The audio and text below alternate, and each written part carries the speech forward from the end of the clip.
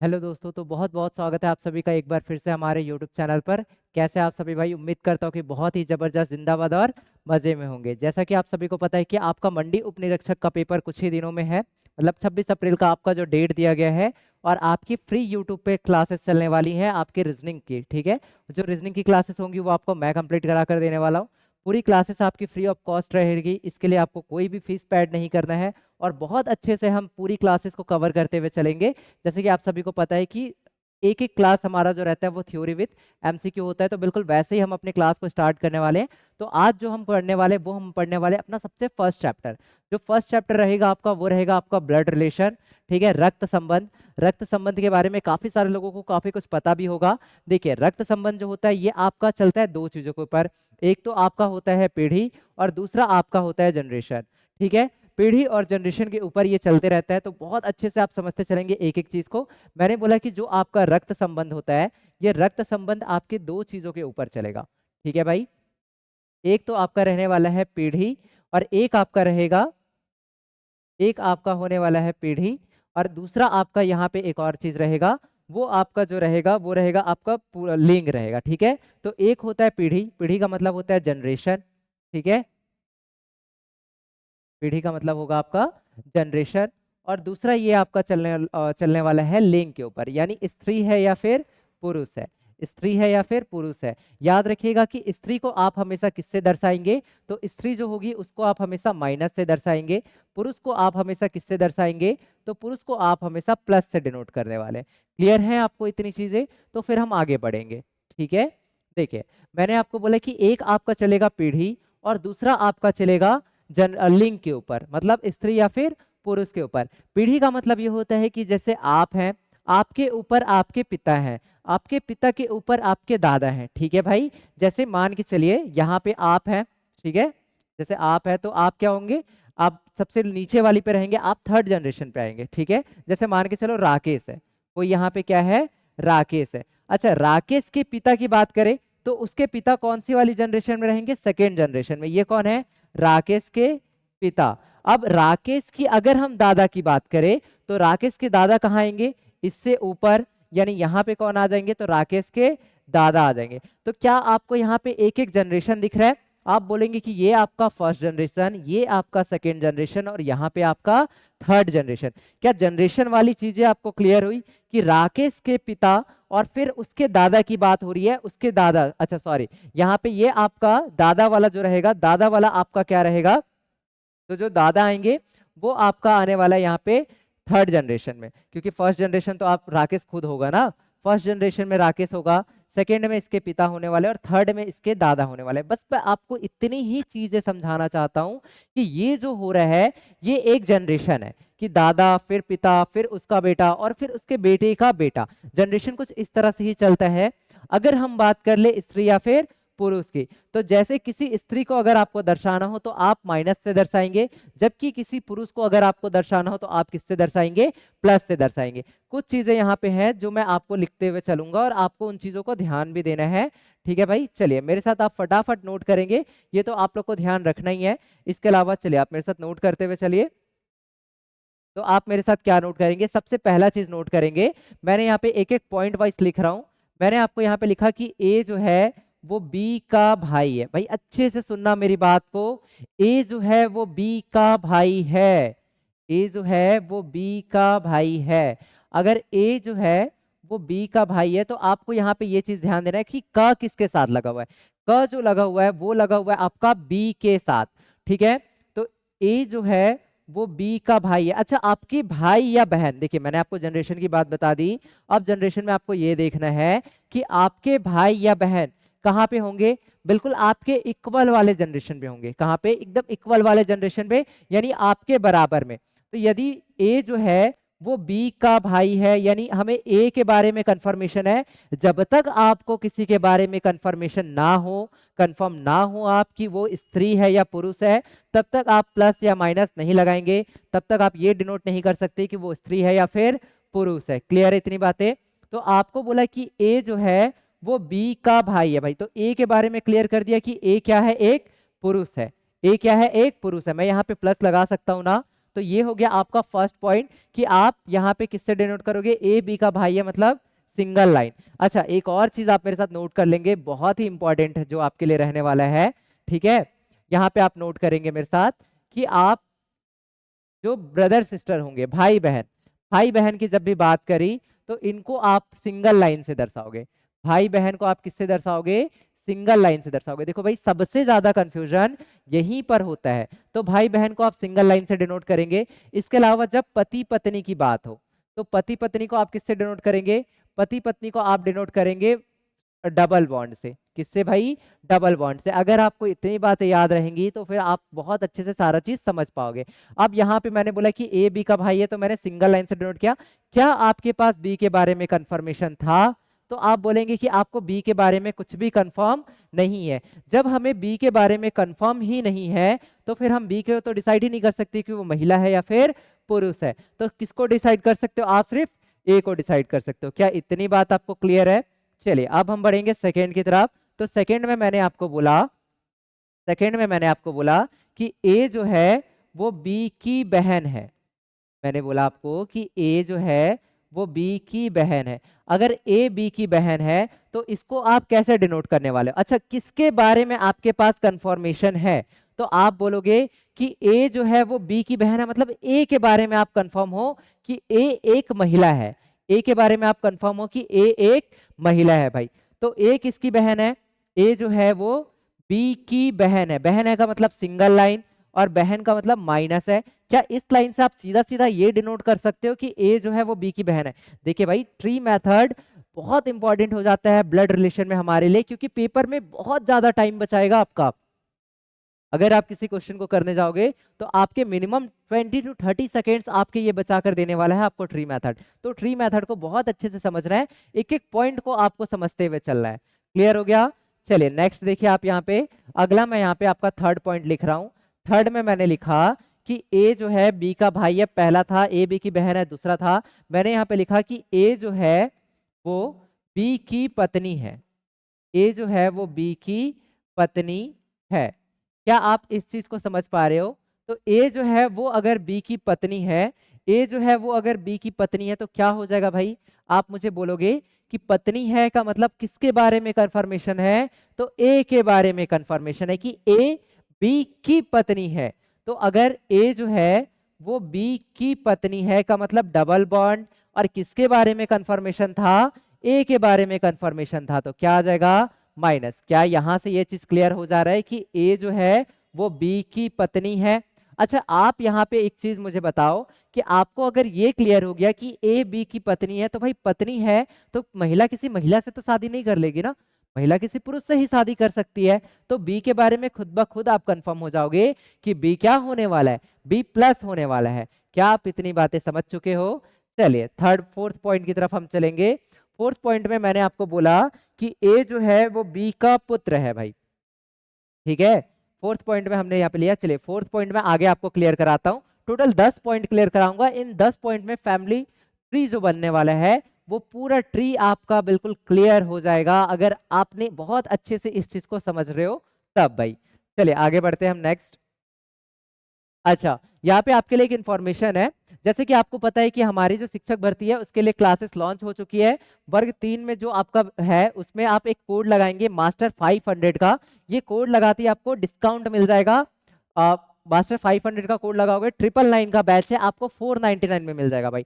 Direct आपको मिल जाएगा discount 500 का। इसके अलावा जो वर्ग 2 की बैचेस है हमारी, उसमें 1499 मतलब 1499 का जो बैच है आपका, वो आपको 500 डिस्काउंट होने पर 999 का मिल जाएगा। उसके लिए ये आपका कूपन कोड रहने वाला है। ये कांटेक्ट नंबर है, किसी भी तरह का कुछ भी कांटेक्ट करना हो तो आप इस नंबर पे कांटेक्ट कर सकते हैं, ठीक है। और आप हमारे जो एप्लीकेशन है प्रेमजीत फाउंडेशन का, आप उसको भी डाउनलोड कर लेंगे। आपको यहाँ पे यूट्यूब क्लासेस तो मिल ही रही हैं, पर पेड बैचेस के लिए अगर आपको ज्वाइन करना है तो आप प्रेमजीत फाउंडेशन को प्ले स्टोर से जाकर डाउनलोड कर लेंगे और जब हमारे साथ जुड़ जाएंगे भाई फटाफट से। चलिए आगे बढ़े।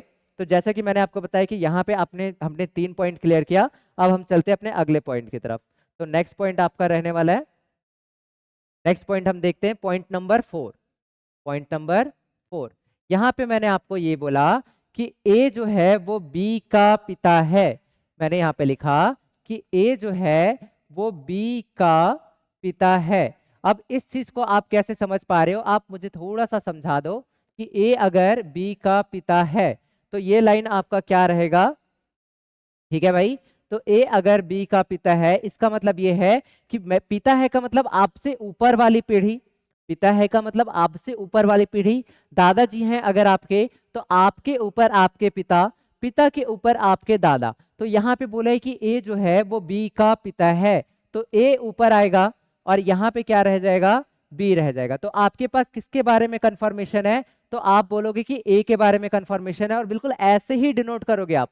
जहां पे ये बात आ जाए कि ए बी का पिता है, माता है, बिल्कुल ऐसे ही डिनोट करोगे आप एग्जाम में अपने। चलिए 4 पॉइंट हो गए। 5वां पॉइंट मैं यहाँ पे ले रहा हूं। 5th पॉइंट आपका रहने वाला है कि ए जो है वो बी का दादा है, ए जो है वो बी का दादा है। अब आप मुझे ये बताइए कि ए अगर बी के दादा होंगे तो कैसे हो सकते हैं भाई, ए अगर बी के दादा होंगे तो कैसे हो सकते हैं। तो सीधी सी बात है कि बीच में पिता को आना पड़ेगा, क्योंकि बिना पिता के तो आप दादा नहीं हो जाएंगे ना, है ना। तो बीच में पिता को आना पड़ेगा। इसका मतलब ये है कि ए जो है वो बी का दादा है। ए किसका दादा है भाई, ए जो है वो बी का दादा है। यानी यहाँ पे बीच में कौन आने वाला है, दादा का है का मतलब ए का पुत्र आएगा, और पुत्र के नीचे कौन आएगा भाई, बी आएगा। अच्छा, ए के बारे में आपके पास कंफर्मेशन था कि ए बी का दादा है, दादा का है का मतलब पुरुष है, पर आपके पास बी के बारे में कुछ कंफर्मेशन है क्या, तो आप बोलोगे कि आपके पास बी के बारे में कुछ भी कंफर्मेशन नहीं है। क्लियर है। तो जब तक आपके पास कंफर्मेशन ना हो, जब तक आप कंफर्म ना हो उस चीज को लेकर, तब तक आप उसको टिक नहीं करेंगे, ठीक है, कि वो प्लस है या फिर माइनस है। हो सकता है ऑप्शन में भाई बहन दोनों दिया हो, भाई स्लैश बहन दिया हो, तो फिर वो गलत हो जाएगा ना। तो इस तरह से काम आप नहीं करने वाले। क्लियर। चलिए आगे बढ़े। 5 पॉइंट आपको उम्मीद करता हूँ कि बहुत अच्छे से समझ में आए होंगे। नेक्स्ट 6 पॉइंट आपका रहने वाला है, हम यहाँ पे लेंगे। अच्छा, बहुत पुरुष पुरुष के बारे में पढ़ लिए, थोड़ा सा महिला के ऊपर भी चलते हैं। तो मैं यहाँ पे लेता हूँ कि ए जो है वो बी की माता है, ए जो है वो बी की माता है, ठीक है भाई। तो आप इस लाइन को कैसे डिनोट कर सकते हो, कैसे डिनोट कर सकते हो आप इस लाइन को, तो क्या बोलोगे कि ए जो है वो बी की माता है। अच्छा, ए जो है वो बी की माता है, मतलब ए ऊपर रहेगा, बी इसके नीचे आ जाएगा। माता का मतलब ए के बारे में आप कंफर्म हो कि ए एक महिला है, और महिला को माइनस से डिनोट करना है। क्या आपको इतनी चीजें क्लियर हैं, ठीक है। चलिए ये लाइन भी हो गया। नेक्स्ट मैंने आपको यहाँ पे ये बोला कि ए जो है, ठीक है, वो बी का नाना है। अच्छा, दादा है वाला आपने बहुत अच्छे से पढ़ लिया, क्या आप नाना है का बता सकते हो। ए जो है वो बी का नाना है। नाना कैसे होगा भाई, नाना तब हो सकता है ये जब क्या हो जाए, ए ऊपर रहे, ठीक है, इसके नीचे इसकी पुत्री आ जाए, और उसके नीचे कौन आ जाए, बी आ जाए, तब कौन हो जाएगा, ए बी का नाना हो जाएगा। मतलब आप ए के बारे में भी कंफर्म हो कि ए एक क्या है, मेल है। क्या इतनी चीजें आप बहुत अच्छे से समझ पाए हो, इतनी चीजें आप बहुत अच्छे से समझ पाए हो। टोटल 7 पॉइंट हम क्लियर कर चुके हैं। अगर कुछ भी डाउट हो तो मैं आपको क्वेश्चन कराते समय सारी चीजें एक बार बहुत अच्छे से फिर से आपको क्लियर करा दूंगा, ठीक है।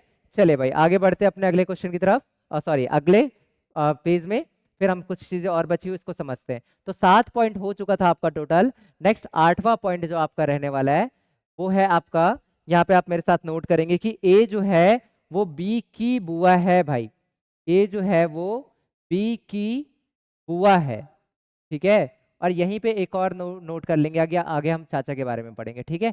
तो ए जो है वो बी की बुआ है। तो आप कैसे डिफाइन करोगे कि ए जो है वो बी की बुआ है, तो आप क्या बोल सकते हो, बुआ है बोला है भाई, ए किसकी बुआ है, तो ए बी की बुआ है। अच्छा, बुआ कैसे हो सकती है, बुआ कैसे हो सकती है, बुआ होने के लिए आपके पिता होने चाहिए, ठीक है, मतलब आपके पापा होने चाहिए।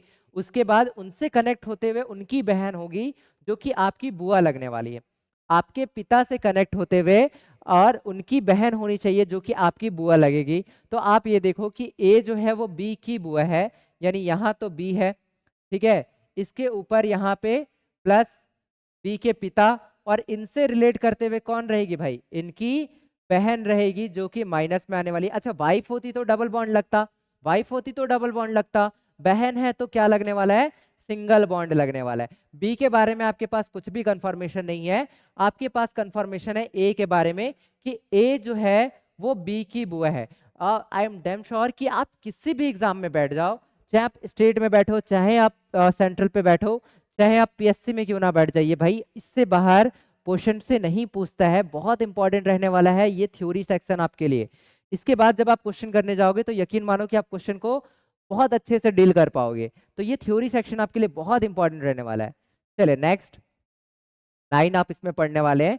तो ए बी की बुआ है हमने पढ़ लिया। अब आप यहाँ पे पढ़ेंगे ए जो है वो बी का चाचा है। तो ए किसका चाचा है भाई, ए जो है वो बी का चाचा है। क्लियर इतनी चीजें आपको।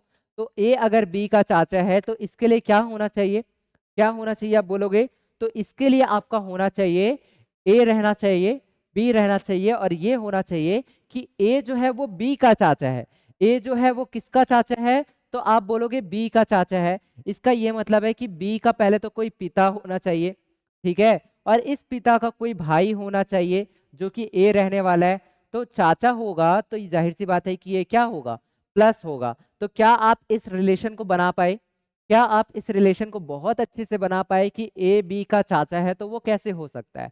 ठीक है भाई, नेक्स्ट हम 10 पॉइंट लेने वाले हैं। हमारा 10वां नंबर का जो पॉइंट रहने वाला है, यहाँ पे मैं आपको पूछना चाह रहा हूँ कि यहाँ पे आप मुझे ये बताओ कि ए जो है चाचा है पढ़ लिया हमने, बुआ है पढ़ लिया, ठीक है, मामा है पढ़ते हैं। ठीक है, मैंने आपको यहाँ पे बोला कि ए जो है वो बी का मामा है, इसका रिलेशन आपको बताना है कि ए जो है वो बी का मामा है। तो आप क्या बोलोगे, कैसे बना सकते हो, ए बी का मामा कैसे हो सकता है भाई। तो ए बी का मामा कैसे हो सकता है, तो ए अगर बी का मामा होगा तो बी होगा, इसकी कोई माता होगी, और इस माता का कोई ना कोई भाई होगा।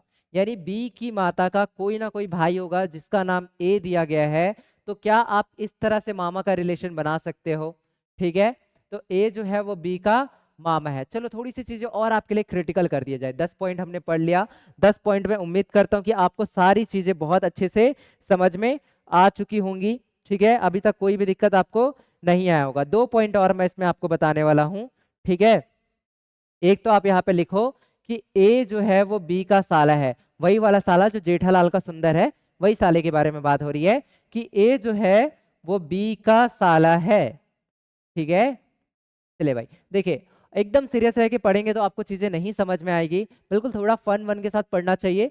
ज्यादा माइंड में स्ट्रेस लेके पढ़ोगे तो आप ना समझ पाओगे ना कर पाओगे। इसलिए बिल्कुल अच्छे से रिलैक्स होकर बैठा करो और अच्छे से पेन कॉपी लेकर बैठे और बहुत अच्छे से समझते हुए चले, क्योंकि मैं बता रहा हूँ कि ब्लड रिलेशन में इसके बाहर आपको कुछ भी नहीं पढ़ना पड़ेगा। तो ए बी का साला है बन रहा है यहाँ पे क्वेश्चन। ठीक है, तो अगर कभी ये क्वेश्चन बन जाए कि ए बी का साला है, तो ये रिलेशन आप कैसे बनाने वाले हो। देखो भाई, ए जो है वो किसका साला है, बी का साला है। ठीक है, तो ए जो है वो बी का साला है। तो बी का साला अगर ए है तो बी किसी से विवाहित होनी चाहिए, सॉरी किसी से विवाहित होना चाहिए, और इसका भाई कौन होना चाहिए, ए होना चाहिए, जो कि क्या होगा, प्लस होगा, क्योंकि साला है। अब ये बताओ कि जब ये महिला है तो ये तो पुरुष हो ही गया ना, क्योंकि विवाहित है, क्योंकि क्या है, विवाहित है। तो यहां से आपको बी के बारे में भी इंफॉर्मेशन मिल गया। क्या आप बहुत अच्छे से समझ पाए।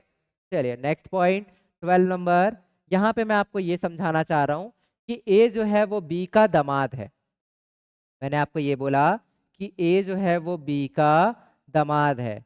तो इस पॉइंट को आप कैसे समझ सकते हैं वो आप अच्छे से देखेंगे। ए जो है वो बी का दामाद है, तो आप क्या बोलोगे भाई, ए अगर बी का दामाद होगा, ए अगर बी का दामाद होगा तो कैसे होगा। ठीक है, तो बी की क्या होनी चाहिए, बी की कोई पुत्री होनी चाहिए। ठीक है, और जिससे ए क्या होना चाहिए, विवाहित होना चाहिए, तभी तो ए क्या हो जाएगा, दामाद हो जाएगा। क्या आप बहुत अच्छे से समझ पाए इस चीज को, क्या आपको बहुत क्लियर, अच्छे से क्लियर हुआ भाई कि कैसे होगा ये। ठीक है,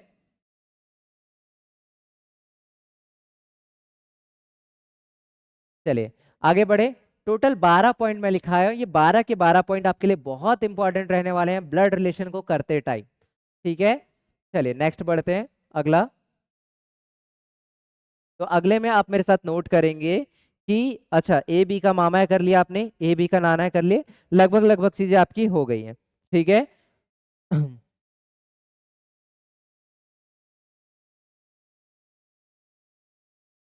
लगभग लगभग चीजें आपकी हो चुकी हैं। चलिए थोड़ा सा आगे बढ़ते हैं। मैं यहाँ पे अगला लिख रहा हूं, ए जो है वो बी का जीजा है। अगला पॉइंट है आपका कि ए जो है वो बी का जीजा है। अब इस लाइन को आप कैसे डिफाइन करते हो? तो इस लाइन को आप कैसे डिफाइन करेंगे थोड़ा बताएंगे मुझे, कि ए जो है वो बी का जीजा है भाई। अच्छा दिख नहीं रहा है क्या? थोड़ा सा ऊपर हो गया, एडजस्ट कर लो, फिर उसको मैं आपको बोल भी तो रहा हूँ, समझ में आ जाएगा। तो ए बी का जीजा है का मतलब क्या हो जाएगा?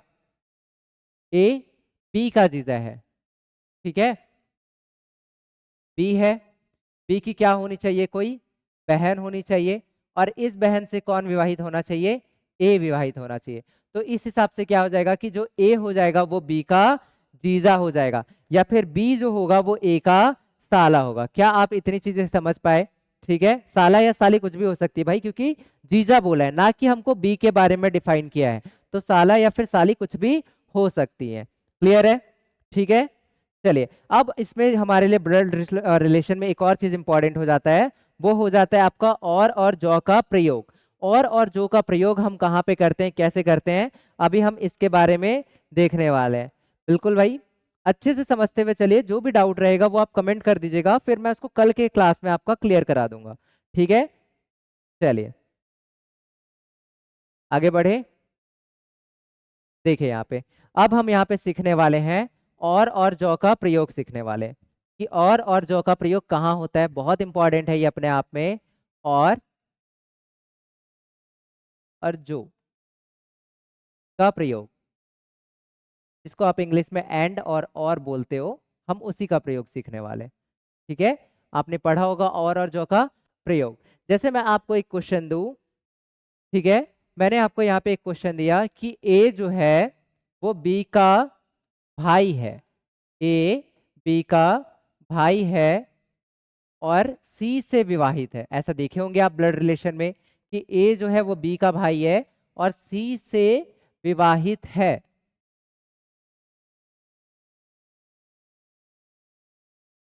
बिल्कुल इस तरह से क्वेश्चन आप लोग देखे होंगे कि ए बी का भाई है और सी से विवाहित है। तो इसको कैसे बना सकते हैं आप? और देखो मैंने अभी ये बताया, आप मेरे साथ यहाँ पे लिखेंगे कि और का जो प्रयोग होता है वो हमेशा किसके लिए होगा भाई? तो और का प्रयोग हमेशा पहले वाले व्यक्ति के लिए होता है। नोट कर लोगे आप कहीं, ठीक है, यहाँ पे नोट करके लिखो, यहीं पे आप नोट कर लीजिए। ठीक है, चलिए मेरे साथ बहुत अच्छे से नोट करेंगे कि और का प्रयोग हमेशा किसके लिए होगा? तो हमेशा पहले वाले व्यक्ति के लिए होगा। ठीक है, जो और होता है आपका, और का प्रयोग, नोट करके आप लिख लेंगे इस चीज को, कि और का प्रयोग हमेशा पहले वाले व्यक्ति के लिए होगा।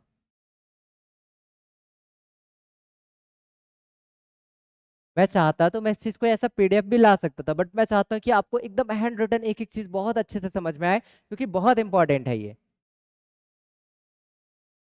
और का प्रयोग हमेशा पहले वाले व्यक्ति के लिए होगा।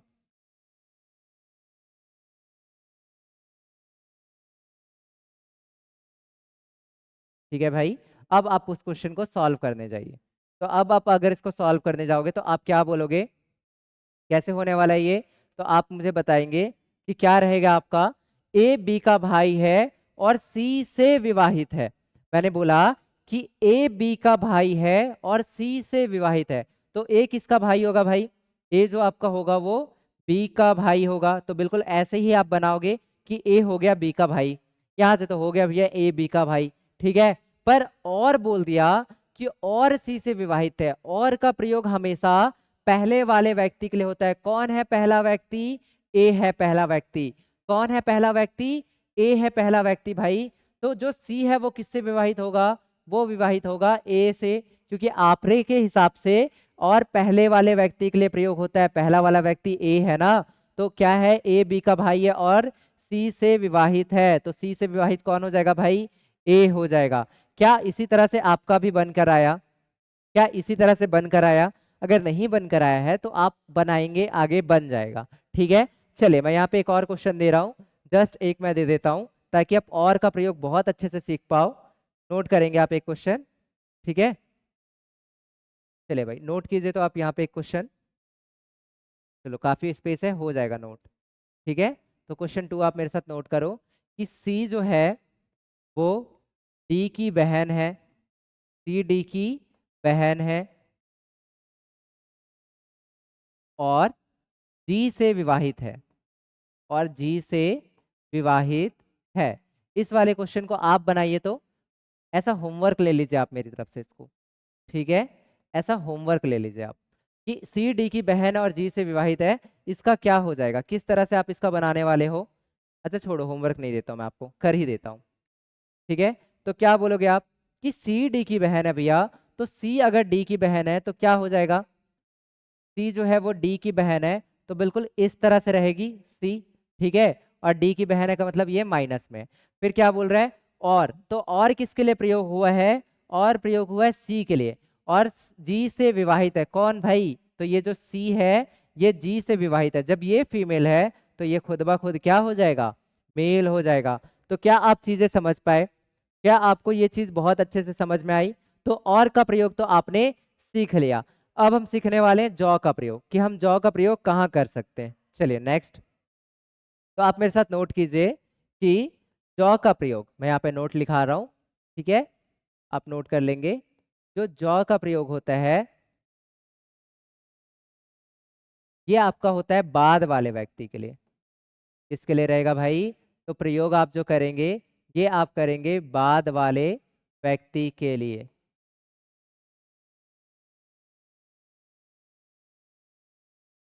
क्लियर, ठीक है, फिर हम आगे बढ़ेंगे।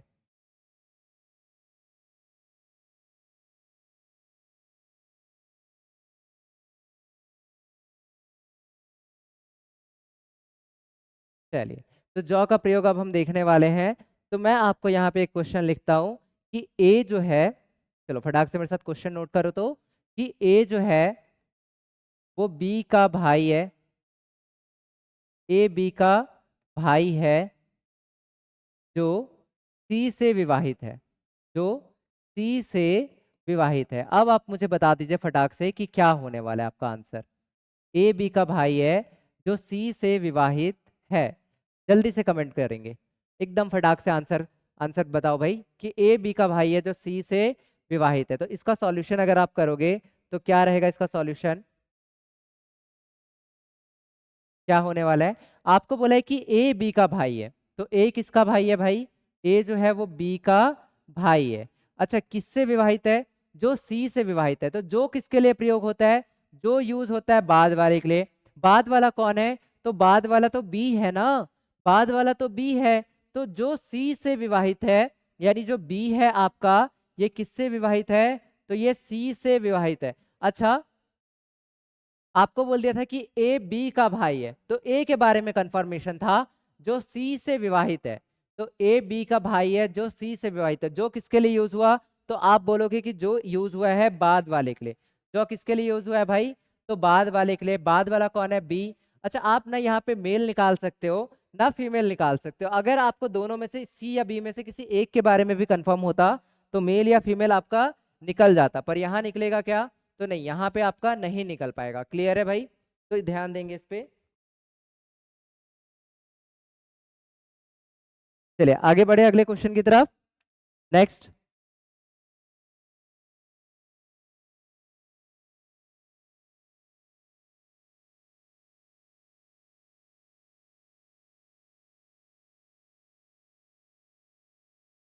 चलिए मैं एक क्वेश्चन लिख कर देता हूं, आप मुझे उसका आंसर बताएंगे। ठीक है, चलिए भाई अगला क्वेश्चन, मैंने यहाँ पे एक क्वेश्चन लिख रहा हूँ आपके लिए, फटाक से मुझे आप बताओगे कि इसका सॉल्यूशन क्या होगा। तो मैंने यहाँ पे लिखा कि जे पी का पुत्र है, पी क्यू की बहन है। मैंने आपके लिए क्वेश्चन लिखा कि जे जो है वो पी का पुत्र है और पी जो है वो क्यू की बहन है, क्यू की बहन है। ठीक है, आगे आप नोट करेंगे, जे पी का पुत्र है, पी क्यू की बहन है, और क्यू एम का पुत्र है, क्यू जो है वो एम का पुत्र है।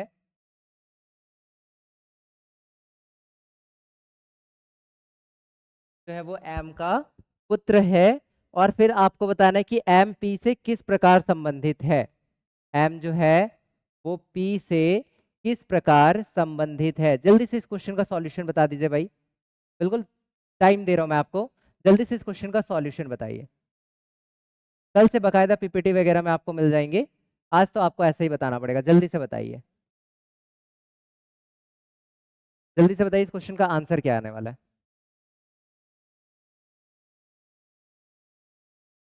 तो क्या बोला आपका क्वेश्चन कि जे पी का पुत्र है, पी क्यू की बहन है। जे पी का पुत्र है, इसका मतलब ये है कि अगर जे पी का पुत्र हो जाएगा, ठीक है, तो पी यहाँ आने वाला है, इसके नीचे जे आने वाला है, पुत्र रहेगा मतलब ये प्लस में आने वाला है। इतनी बात आप समझ गए, तो जे पी का पुत्र हो गया। इसके बाद आपको बोल रहा है पी जो है वो क्यू की बहन है, तो पी जो है वो किसकी बहन है, क्यू की बहन है। तो क्यू की बहन है का मतलब ये माइनस में हो जाएगा और क्यू इधर प्लस रहेगा, ठीक है। पर हमको क्यू के बारे में अभी डिफाइन नहीं किया है कि क्यू प्लस में है या माइनस में, मतलब मेल है या फीमेल है। इसके बाद आपको बोला है क्यू जो है वो एम का पुत्र है। देखो आपको यहाँ पे डिसाइड किया कि क्यू जो है वो एम का पुत्र है भाई, यानी ये प्लस में रहेगा, तो यहाँ से क्यू क्या हो गया, वो एम का पुत्र हो गया। एम जो है वो पी से किस प्रकार संबंधित है, तो एम जो है वो पी से किस प्रकार संबंधित है। क्या आपके पास आंसर है, क्या आपके पास आंसर है भाई कि जो m है वो p से किस प्रकार संबंधित है। क्या m के बारे में कुछ भी डिफाइन किया है कि m मेल है या फिर फीमेल है। n के बारे में कुछ भी डिफाइन किया है क्या m के बारे में, ठीक है। तो आप बोलोगे कि नहीं भैया m के बारे में कुछ भी डिफाइन नहीं किया गया है। और किसका पूछा है, m का पूछा है, p से पूछा है। m p से किस प्रकार संबंधित है, यानी m का संबंध पूछना चाह रहा है p से भाई। तो क्या हो जाएगा इसका आंसर, माँ या फिर पिता, दोनों में से किसी भी तरह वो संबंधित हो सकती है। तो माँ या फिर पिता के रूप में हो सकता है, क्योंकि हमको पता ही नहीं है कि मेल है या फिर फीमेल है। तो इतनी चीजें आपको क्लियर हो गई। चलिए अगले क्वेश्चन की तरफ हम बढ़े, अगले क्वेश्चन की तरफ बढ़ते हैं फिर, ठीक है। चलिए नेक्स्ट क्वेश्चन, एक और लिख रहा हूं मैं, इसका आप लोग बताएंगे। चलिए भाई अगला क्वेश्चन नोट करेंगे फटाफट। तो क्वेश्चन है जो यहाँ पे आपका, ये है आपका कि ए बी का भाई है और ए बी का भाई है, सी जो है वो बी की पत्नी है, सी बी की पत्नी है, ठीक है। ए बी का भाई है, सी बी की पत्नी है, सी ई का पुत्र है, पत्नी नहीं, इसको पति कर लेना। सी जो है वो, इसको आप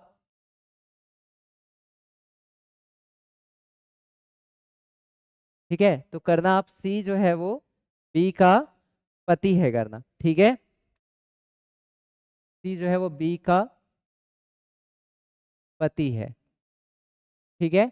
इसके बाद आप करना कि आगे क्वेश्चन लिखना सी ई का पुत्र है, सी जो है वो ई का पुत्र है, तो सी ई का पुत्र है।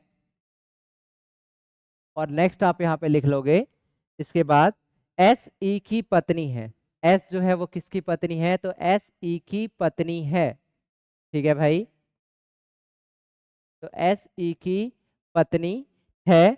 आगे आप यहाँ पे नोट करेंगे एस बी से किस प्रकार संबंधित है, तो आपको ये बताना है कि एस जो है वो बी से किस प्रकार संबंधित है। क्या आपको ऑप्शन की जरूरत है ऐसे क्वेश्चन के लिए, तो आप बोलोगे कि बिल्कुल नहीं है, ठीक है। एस बी से किस प्रकार संबंधित है आपको ये बताना है, किस प्रकार संबंधित है।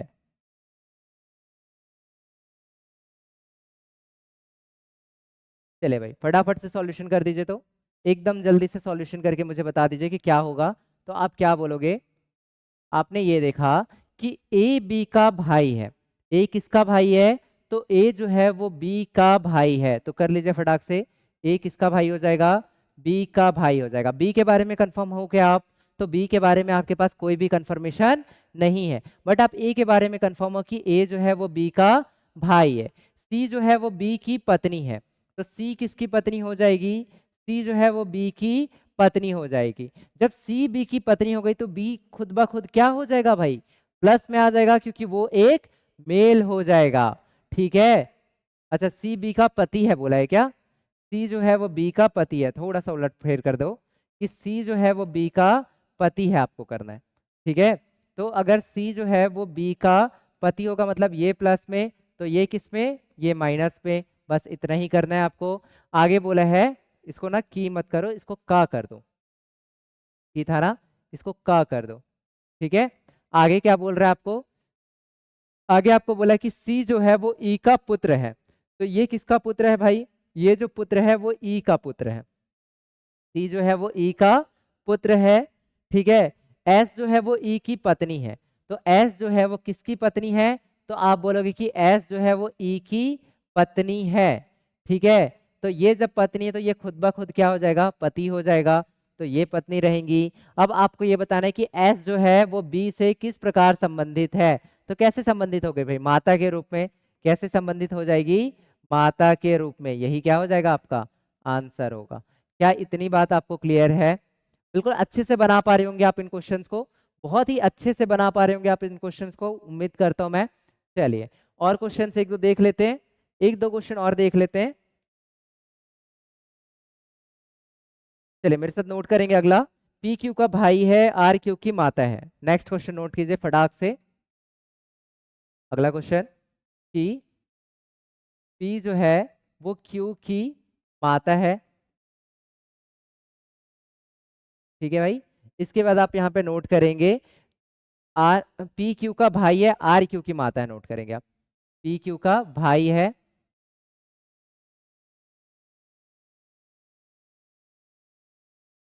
और आर जो है वो क्यू की माता है। इसके बाद आप आगे नोट करेंगे आर क्यू की माता है, फिर आप नेक्स्ट नोट करेंगे एस आर का भाई है, टी आर का पिता है। जो एस है वो आर का भाई है और टी जो है वो आर का पिता है, टी जो है वो आर का पिता है। ठीक है, आपको यहाँ पे ये बताना है, आपको यहाँ पे ये बताना है कि टी पी से किस प्रकार संबंधित है, टी जो है वो पी से किस प्रकार संबंधित है, किस प्रकार संबंधित है, जल्दी से सॉल्यूशन करोगे, जल्दी से सॉल्यूशन करके मुझे बताएंगे।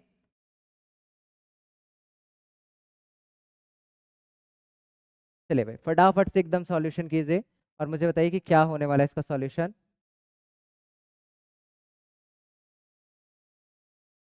तो देखो क्या देखा आपने, पी क्यू का भाई है, अगर पी जो है वो किसका भाई है, क्यू का भाई है। ठीक है, तो क्या हो जाएगा, सॉरी डबल बॉन्ड नहीं सिंगल बॉन्ड, डबल बॉन्ड नहीं रहेगा, सिंगल बॉन्ड रहेगा। ठीक है, तो पी जो है वो किसका भाई है, क्यू का भाई है।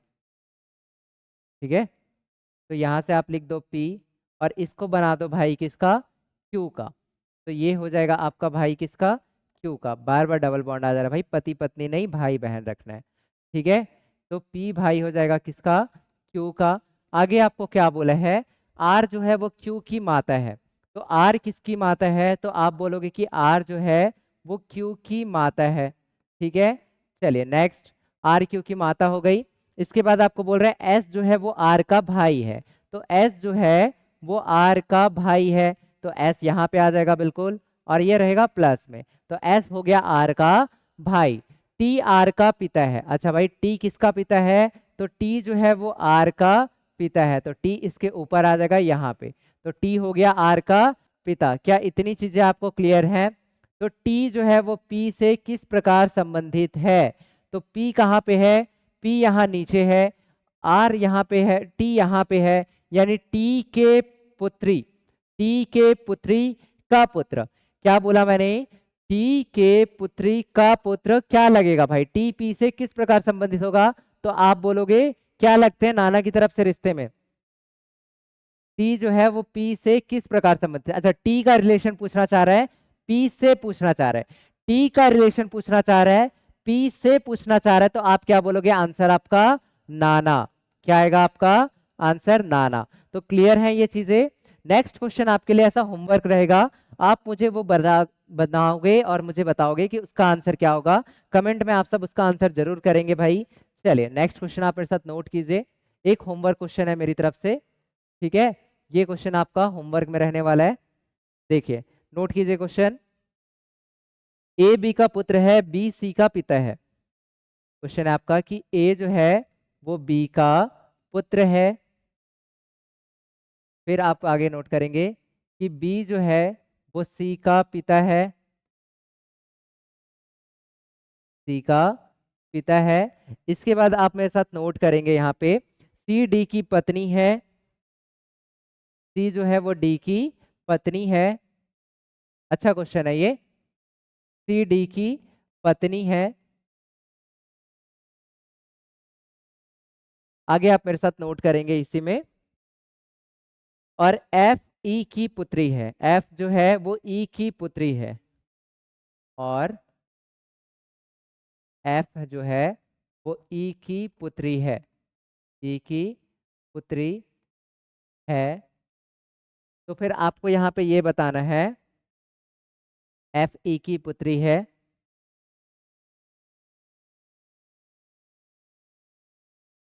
अच्छा ई और एफ जो है वो डी की पुत्रियां हैं भाई, आपको ये करना है। सॉरी सॉरी, यहाँ पे क्वेश्चन चेंज कर देना। ई और एफ जो है वो डी की पुत्रियां हैं, ये रहेगा आपका क्वेश्चन। ठीक है, ई और एफ, क्योंकि क्वेश्चन ही गलत होगा तो आपका सॉल्यूशन ही गलत हो जाएगा। डी की पुत्रियां हैं, डी की पुत्रियां हैं।